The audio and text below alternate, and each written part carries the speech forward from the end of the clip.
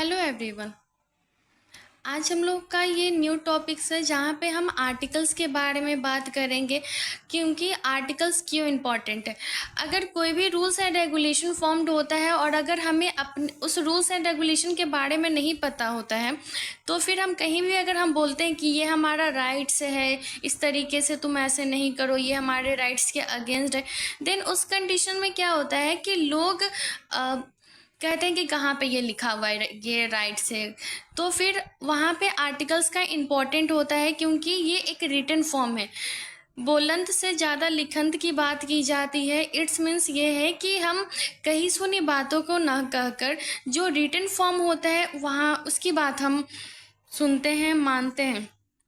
तो इस टॉपिक्स में हम आर्टिकल्स के बारे में पढ़ेंगे, ये क्या ह्यूमंस के बेसिक आर्टिकल्स के फॉर्म में एक राइट्स है जो सभी के लिए इम्पोर्टेंट है, जो सभी के राइट्स के लिए वो सही है, क्योंकि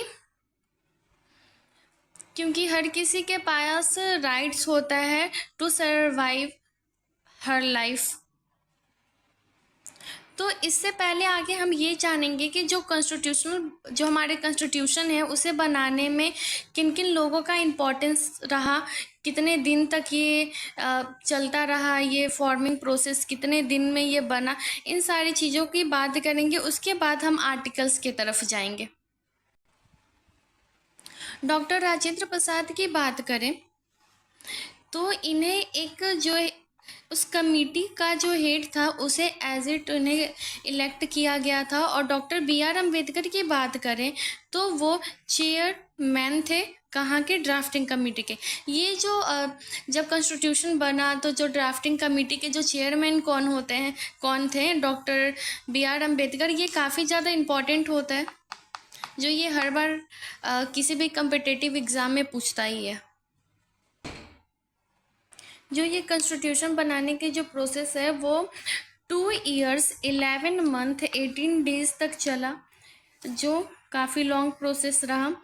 और ये हमें देखने को मिलता है कि जो इंडिया का कॉन्स्टिट्यूशन है वो काफ़ी ज़्यादा लॉन्ग है और इसमें काफ़ी ज़्यादा रूल्स एंड रेगुलेशन भी है, क्योंकि यहाँ पे इंडिया एक डाइवर्स और सेकुलर कंट्री है। तो काफ़ी सारे लोगों के पॉइंट ऑफ व्यू, ओपिनियन, इन सारे को देखकर वो एक कॉन्स्टिट्यूशन बनाया गया था। अब ये जो कॉन्स्टिट्यूशन है वो कंट्री में कब रेगुलेट हुआ, Jan 26 1950। काफ़ी इम्पोर्टेंट डेट है। और जब टाइम पूछेगी कितना टाइम लगा उसे बनाने के लिए, तो 2 years 11th month and 18 days बोलेंगे। अब हम आर्टिकल्स की बात करेंगे तो पहला जो है, फर्स्ट हम फ्री एंड कंपलसरी एजुकेशन की बात करेंगे। ये जो है वो आर्टिकल 45 के अंदर आता है। यहाँ पे ये बताया गया है कि हर बच्चे के पास राइट टू एजुकेशन का वो है कि उन्हें ये जो है वो कंपलसरी है, फ्री एंड कंपलसरी एजुकेशन हर बच्चे को। और ये जो एज है वो 6 to 40 ईयर्स है, बट जो 6 ईयर्स एज है वो वहाँ से वो स्टार्ट हो जाता है जहाँ पे बच्चे स्कूल जाना स्टार्ट कर देते हैं। तो इसमें यही देखा गया है कि मतलब बच्चे के पास राइट है to free and compulsory education, जो ये चीज़ें कोई किसी से छीन नहीं सकता, उनके पास ये बेसिक राइट्स है। फर्स्ट वाले में हमने देखा फ्री एंड कंपलसरी एजुकेशन, जो वो राइट्स के हुई बेसिक राइट्स हैं वो हर किसी के लिए। सेकंड हम देख रहे हैं कि जो राइट टू एजुकेशन है जो आर्टिकल 21A में आता है, जो मोस्ट इम्पॉर्टेंट है। यहाँ पे ये देखा जाता है कि कंपलसरी एजुकेशन हर बच्चे को है 6 to 14 ईयर्स। अब इस आर्टिकल्स में एलिमेंट्री एजुकेशन की भी बात की जाती है, जो 86 अमेंडमेंट एक्ट 2002 में जो आया था। यहाँ पे जो एजुकेशनल पॉलिसी थी 1986 में, वो भी यहाँ पे रूल्स एंड रेगुलेशन की यहाँ पे बात की जाती है उसकी, कि किस तरीके से राइट टू एजुकेशन है, ये भी एक तरीके के बेसिक राइट्स हैं बच्चों के। थर्ड की बात करें तो एजुकेशन फॉर वुमेन की बात की गई है यहाँ पे। और यहाँ पे ना आर्टिकल 13 और आर्टिकल 15 ब्रैकेट 3 और आर्टिकल 15 ब्रैकेट A, तो ये यहाँ पे जो आर्टिकल 15 ब्रैकेट 3 की बात की गई है, यहाँ पे ये बात किया गया है कि जो महिलाएं हैं उन्हें एक स्पेशल प्रोविज़न मिलेगा और साथ में उनके पास ये राइट है एजुकेशन का भी। अब स्पेशल प्रोविज़न्स का मतलब ये है कि उन्हें भी, उनके पास भी राइट्स है कि वो भी आगे बढ़कर हर चीज़ में पार्टिसिपेट करें। फिर आर्टिकल 15 ब्रैकेट 1 ए की बात करें तो यहाँ पे ये बताया गया है कि स्टेट में किसी भी तरीके का डिस्क्रिमिनेशन नहीं होगा किसी भी सिटीजन से, ना ही उनके सेक्स के बेसिक पे, रिलीजन के बेसिक पे, रेस के बेसिक पे, प्लेस ऑफ बर्थ के बेसिक पे, इन सारे बेसिस पे उनके साथ कोई डिस्क्रिमिनेशन नहीं होगा। तो ये जो आर्टिकल 15 है ना, उसके ये दोनों सब पार्ट्स है 13 और 1, जहाँ 3 और 1, जहाँ पे 3 में हम महिलाएं की स्पेशल प्रोविज़न और उनके एजुकेशन की बात करते हैं, और 1 की बात करें तो वहाँ पे हम ये बात करते हैं कि किसी के साथ भी किसी भी प्रकार का डिस्क्रिमिनेशन नहीं होगा किसी भी बेसिस पे। आर्टिकल 46 की बात करें तो वो ये बताता है कि यहाँ पे जो एजुकेशन की बात करें या इकोनॉमिक इंटरेस्ट की बात करें, ये सारे SC ST और अदर बैकवर्ड क्लासेज या फिर वीकर सेक्शन है, उन सभी के लिए ये आर्टिकल 46 है। जहाँ पे ये बात होता है कि हम एजुकेशन की बात करें या फिर इकोनॉमिक्स की बात करें या फिर किसी भी चीज़ें सोशल इनजस्टिस की बात करें या फिर कोई भी बेसिक थिंग्स, अगर एजुकेशन की बात करें तो उनके पास भी राइट्स है कि वो भी पढ़ सकते हैं बिना उनके साथ कोई डिस्क्रिमिनेशन किए हुए। उनको इस बात पे हम डिस्क्रिमिनेट नहीं कर सकते कि वो बैकवर्ड मतलब नीचे कास्ट का है या फिर बैकवर्ड सोसाइटी से आ रहा है, इन सारे बेसिक पे हम उसे डिस्क्रिमिनेट नहीं कर सकते क्योंकि ये कॉन्स्टिट्यूशनल राइट्स हैं ये सारी चीज़ें। और इसी के कारण हमारा जो कॉन्स्टिट्यूशन है वो इन सारी चीज़ों को देखकर इसके हित में ये बनाया गया था कि हमारे कंट्री में काफ़ी सारे डिफरेंट वैरायटीज़ ऑफ लोग हैं, तो उनके बीच में ये भेद ना है कि मतलब सिर्फ जो हायर और अच्छे लोग हैं जो अच्छे पोजीशन पे हैं उनके तरफ ही सारे राइट्स या फिर आर्टिकल्स ना होकर ये हर लोगों के पास इक्वल राइट्स और आर्टिकल्स ये डिस्ट्रीब्यूशन किया गया है कि मतलब हर किसी के पास राइट्स हैं कि वो इन सारी चीज़ों को फॉलो करे, एक्सेप्ट करे बिना डिस्क्रिमिनेट किए हुए। 5th की बात करें तो यहाँ पे mother tongue as a primary stage इसलिए कहा गया क्योंकि जब एलिमेंट्री एजुकेशन की बात करते हैं तो जो प्राइमरी स्टेजेस में जो बच्चे स्टडी करते हैं वहाँ पे ये 3 लैंग्वेज का सिस्टम का राइट्स होता है। तो उसी में ये बताया गया है कि मदर टंग में जो बच्चे जिसमें ज़्यादा कंफर्टेबल हैं उस चीज़ में वो बोल सकते हैं। तो आर्टिकल 350A के अंदर आता है कि हम अपने मदर टंग का यूज़ करते हैं प्राइमरी स्टेज तक। ये जो है वो एजुकेशनल डिपार्टमेंट से रिलेटेड है।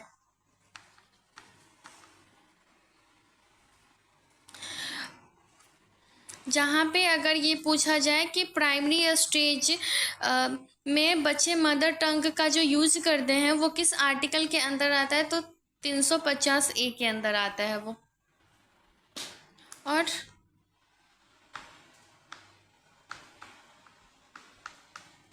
आर्टिकल 351 की बात करें तो ये जो है वो प्रमोशन ऑफ हिंदी,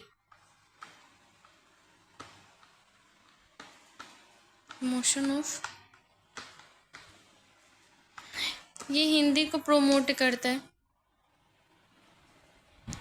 अब पेरेंट्स की भी कुछ ड्यूटीज़ होती हैं जो मतलब एक अच्छा क्वालिटी ऑफ एजुकेशन अपने बच्चे को प्रोवाइड करें। तो आर्टिकल 51A जो मोस्ट इम्पॉर्टेंट है ये,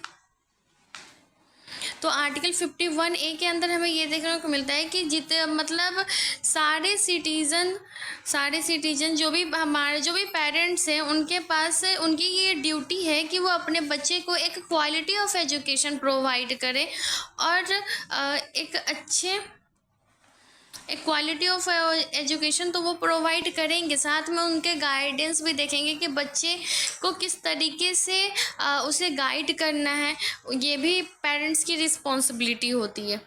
तो आर्टिकल 51A में यही देखने को हमें मिलता है कि हर जितने भी पेरेंट्स हैं उनके पास ये ड्यूटी है, वो अपने बच्चे को अच्छे से देखें और उन्हें एक क्वालिटी ऑफ एजुकेशन प्रोवाइड करें। Education administration at the national level. अब यहाँ पे जब एजुकेशन की बात करते हैं, एजुकेशन जो है ना वो सेंट्रल और स्टेट गवर्नमेंट दोनों उसे कंट्रोल करता है। तो हमारा कॉन्स्टिट्यूशन में ये जो सेंट्रल गवर्नमेंट है, जिसको ministry of human resource development कहा जाता है, जिसको शॉर्ट फॉर्म में MHRD कहा जाता है, ये जो है वो किसका है, डिपार्टमेंट ऑफ एजुकेशन है। कॉन्स्टिट्यूशन में जो सेंट्रल गवर्नमेंट MHRD जो है डिपार्टमेंट ऑफ एजुकेशन, उसने एक इस्टेब्लिशमेंट क्या किया, मिनिस्ट्री ऑफ एजुकेशन। जो मिनिस्ट्री ऑफ एजुकेशन कब इस्टेब्लिश हुआ, 29 अगस्त 1947। तो ये जो है वो MHRD है, वो डिपार्टमेंट ऑफ एजुकेशन को वो हैंडल करता है। उसी ने मिनिस्ट्री ऑफ एजुकेशन को इस्टेब्लिश किया 29 अगस्त 1947। मिनिस्ट्री ऑफ एजुकेशन डिपार्टमेंट की बात करें तो उसमें 3 डिपार्टमेंट है। पहला है department of secondary higher education, दूसरा है department of elementary and illiteracy, और थर्ड है department of women children development. तो ये सारे एजुकेशनल में ये सारे डिपार्टमेंट है जहाँ पे ये बात किया जाता है, सारे एजुकेशन से ही रिलेटेड है। तो सेकेंडरी और हायर एजुकेशन की बात की जाती है, मतलब 10+12 ये सारे की बात की जाती है। एलिमेंट्री की बात की जाती है, मतलब 1 से 8 क्लास तक। और जो department of women and children है, तो इनकी वुमेंस का भी क्या रोल है और चिल्ड्रंस डेवलपमेंट का भी क्या रोल है, वो भी हमें डिपार्टमेंट ऑफ मिनिस्ट्री में ही देखने को मिलता है। यहाँ पर department of women and children development में ये बताया जाता है कि अगर महिलाएं भी आगे आकर वो अगर पढ़ती हैं लिखती हैं, तो वो भी एक सोसाइटी का, एक अच्छे वेल बिंग सोसाइटी का वो जब पार्ट बनती है, तो वो अपने बच्चे को भी एक अच्छी परवरिश देती हैं, जहाँ पे वो भी बच्चा आगे जाके यहाँ ये कंट्री का डिस्ट्रीब्यूशन करता है। तो इसी के कारण इसे एजुकेशनल डिपार्टमेंट से जोड़ा गया है। जो एजुकेशन है वहाँ पे हमने पहले भी आगे बात किया कि जो एजुकेशन है वो स्टेट गवर्नमेंट और सेंट्रल गवर्नमेंट दोनों के सब्जेक्ट में ये आता है। तो यहाँ पे 3 लिस्ट दिया जाता है, जैसे लिस्ट 1, लिस्ट 2, लिस्ट 3। तो इसमें यूनियन लिस्ट की बात की जाती है जो सेंट्रल गवर्नमेंट से पार्टिसिपेट करता है। स्टेट लिस्ट होता है जिसमें स्टेट गवर्नमेंट पार्टिसिपेट करता है। और कंकरेंट लिस्ट वो होता है जहाँ पे स्टेट गवर्नमेंट और सेंट्रल गवर्नमेंट दोनों पार्टिसिपेट करता है। तो एजुकेशन की बात करें तो वो किस में आता है, कंकरेंट लिस्ट में आता है, क्योंकि यहाँ पे स्टेट गवर्नमेंट और सेंट्रल गवर्नमेंट दोनों पार्टिसिपेट करता है इन एजुकेशन।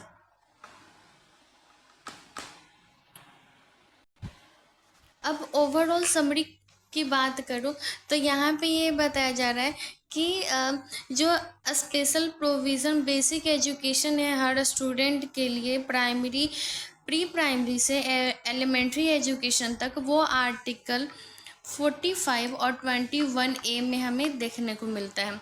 फिर दूसरी बात करें तो यहाँ पे जो वीकर सेशन हैं, जैसे SC, ST, OBC, women's, minorities, ये सारे जो ग्रुप्स हैं, इनके लिए भी जो भी राइट्स लिया गया है, चाहे वो एजुकेशन से रिलेटेड राइट्स हो या फिर कहीं रिजर्वेशन से रिलेटेड हो या फिर उन्हें नॉन डिस्क्रिमिनेशन ना किया करे, ये सारी चीज़ें जो हैं वो आर्टिकल 46, 15 के 1 और 3 में और 29 और 13 में लिया गया है।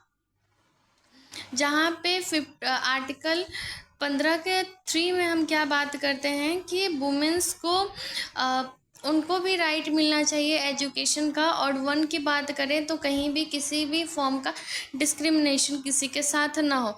फिर मदर टंग की बात करें तो मदर टंग को प्रमोट किया गया है हिंदी।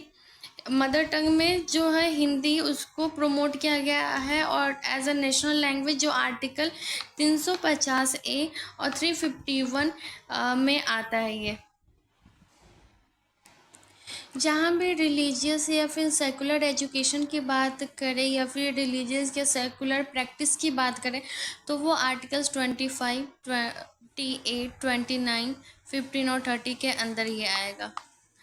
फिर हमने ये देखा था कि जैसे 42 अमेंडमेंट एक्ट 1976 में एजुकेशन को कंकरेंट लिस्ट में डाला गया, जहाँ पे स्टेट और सेंट्रल दोनों की रिस्पॉन्सिबिलिटी होती है, जो साथ में दोनों मिलकर एजुकेशन को चलाएंगे। जहाँ पे एजुकेशन में चाहे न्यू रूल्स एंड रेगुलेशन को ऐड ऑन करना हो या फिर उसको काफ़ी ज़्यादा इफ़ेक्टिव बनाना हो या फिर काफ़ी जगह इम्प्लीमेंट करना हो, ये सारी चीज़ें हैं जो दोनों मिलकर रिस्पॉन्सिबिलिटी इस चीज़ को मैनेज करते हैं।